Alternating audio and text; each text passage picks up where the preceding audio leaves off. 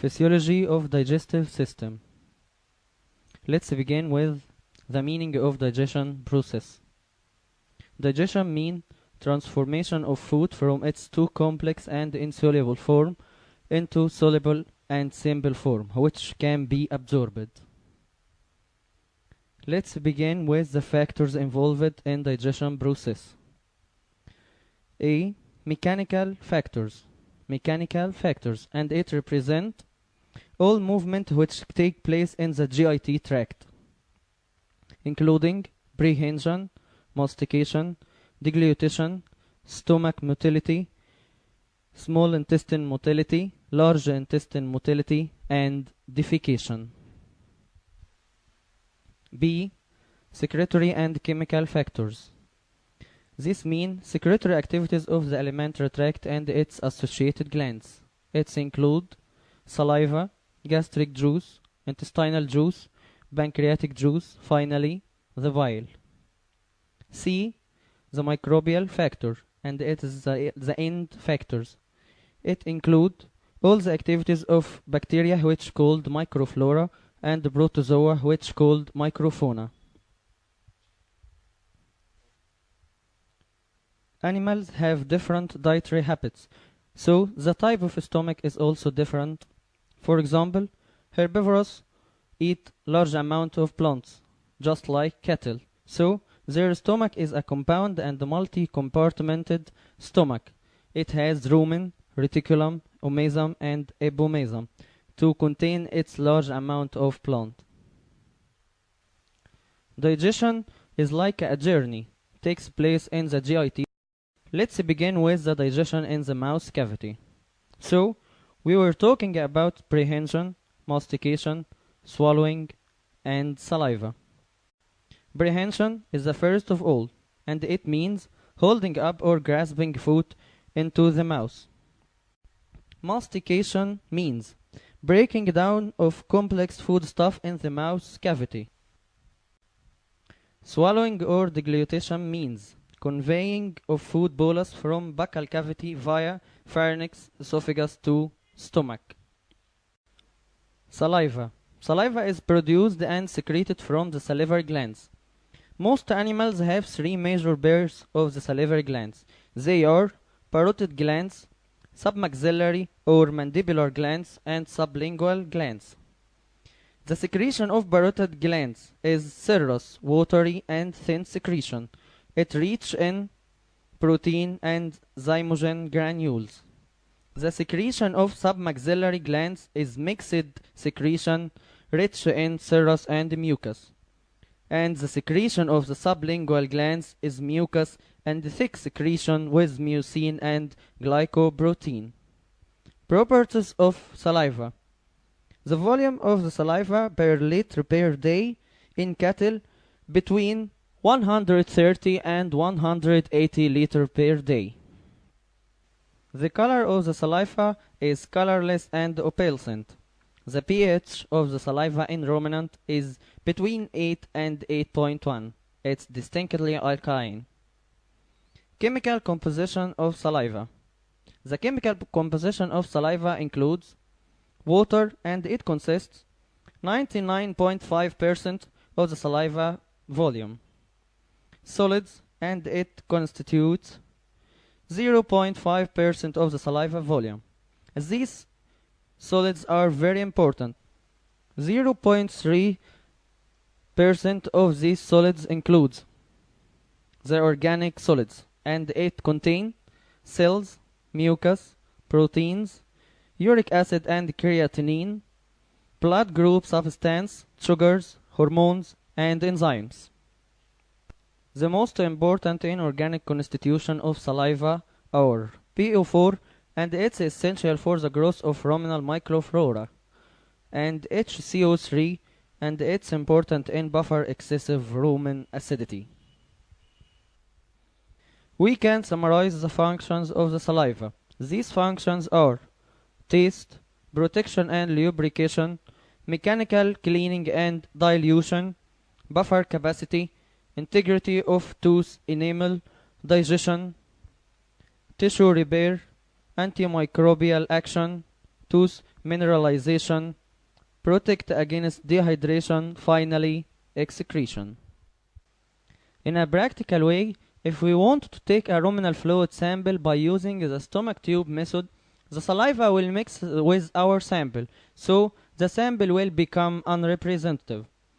By following the ruminal fistula method, we can avoid this mixture between the ruminal fluid sample and the saliva, and our sample will become representative sample. Digestion in small intestine is accounted for mechanical and chemical factors. The mechanical ones are represented by 7 types of intestinal movements. The first one is the tonic contraction, which is the base of other intestinal movements. Second one is the rhythmic segmentation, which helps in cutting masses of chymes into small pieces and blend it with intestinal secretion. Third one is the peristaltic movement, which is responsible for broadening the contents of a small intestine toward the large intestine. Fourth one is migration motor complex, which is a slow peristaltic wave that sweeps along the whole gastrointestinal tract. It occurs mostly during fasting and periods between meals when stomach is likely to be empty. It helps in housekeeping as it moves any undigested material that remaining in small intestine toward the large intestine, preventing bacterial growth to proceed. Fifth one is the pendular movement. It is represented by mixing of intestinal content, and however it doesn't occur in all species. Sixth one, or the one before the last, the biliary movement, which is responsible for contraction of arterial and blood vessels to facilitate absorption. And the last one is the peristaltic rush, which is a powerful peristalsis that travels the whole intestine to sweep its content. The chemical factors that are involved in digestion of a small intestine are A. Intestinal juice, B. Pancreatic juice, and C. Bile. Briefly, intestinal juice is produced by Brunner's gland and crypts of liver Cahen, and it is mostly of alkaline nature. Its chemical composition are 98.5% water, 1.5% solids. Some of them are organic in nature and the rest are of inorganic nature. Organic composition represents enzymes and hormones. The pancreatic juice is secreted by pancreas to help in digestion, and it is mainly of alkaline nature. It's either rich in bicarbonate as a buffer or rich in enzymes. The most effective one is lipase. Pancreatic secretion is of 3 phases. 20% of pancreatic secretion are accounted for cephalic phase, 5 to 10% are accounted to gastric phase, and 70% are accounted to intestinal phase. The last chemical factor involved in digestion in small intestine is bile, which is a fluid secreted by liver and stored in gallbladder. It consists mainly of bile salts and bile pigment and alkaline phosphatase, which is the only enzyme found in bile. The main source of bile is bilirubin pigment of heme fraction of hemoglobin. The bilirubin pigment is insoluble, therefore it conjugates with albumin to form soluble complex in blood. And the blood deliver the conjugated bilirubin to liver by circulation, where it becomes conjugated to glucouronic acid to form the conjugated form or conjugated bilirubin, which means bile, and then stores it in gallbladder as conjugated bilirubin. When a fatty diet has been ingested, the bile is secreted from gallbladder to intestine to facilitate the fat digestion. The conjugated bilirubin undergoes chemical changes during fat digestion to form the urobilinogen. Urobilinogen is either excreted in urine and feces, giving them yellow coloration, or It heads to liver by portal circulation to be metabolized and reused, or to become excreted again in urine by kidney. And finally, the total bilirubin can be calculated as conjugated bilirubin plus unconjugated bilirubin. It is normally equal to from 0.2 to 0.9 milligram per deciliter. If the unconjugated bilirubin level in blood is greater than normal, this indicates either a liver disease in which the liver cannot uptake bilirubin and cannot conjugate it, or a hemolysis.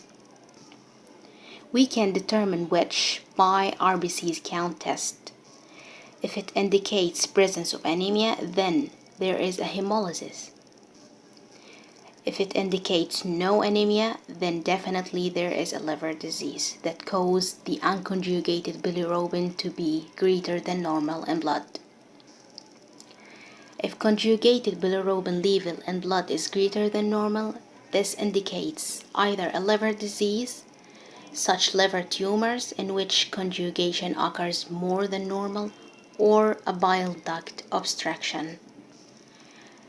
We can easily determine which by measuring urobilinogen level in blood. If urobilinogen is present, then there is no bile duct obstruction. If urobilinogen isn't present, then there is definitely a bile duct obstruction. In case of no bile duct obstruction, then definitely there is a liver disease. The examination of bile is an important part of examination of liver efficiency. Digestion in the large intestine. Large intestine extends from ileocecal valve to the anus. Its length about 20 times of the length of the animal. Its regions are cecum, colon, rectum, and the anal canal. Function of the large intestine. Number 1. Complete the absorption of many substances like nitrogen, volatile fatty acids, some minerals like sodium, potassium, calcium, phosphate, and water absorption. Number 2. Produce certain vitamins like K and some B complex vitamins. Number 3. Share in the microbial fermentation. And finally, form and expel feces. Motility of large intestine. We will begin with the colon motility. Colon motility has 3 types of motility. Number 1, segmentation of colon, and this function is mixing chyme. Number 2 of motility is colon peristalsis, and this function is propel the feces masses. Number 3 of this motility, and it is the final motility, is antiperistalsis, and this motility is to control defecation process. The second portion of the large intestine is cecum. Cecum is a pouch-like portion of the large intestine, located at the junction of the small and large intestine. Its main function is assist in the digestion of plant-based food. The motility of cecum is like the large intestine, and these motilities are hostration, number 2, mass movement, number 3, antiperistalsis. Defecation process. There are some muscles concerned with the defecation, and these muscles are smooth muscle fibers, and these are involuntary muscles. Number 2, striated muscle fibers, and these are voluntary. Response of the defecation reflex. There are 2 types of response. Number A, involuntary control, and this control is to propel fecal matters. B, the voluntary control, and it's activated if defecation is delayed.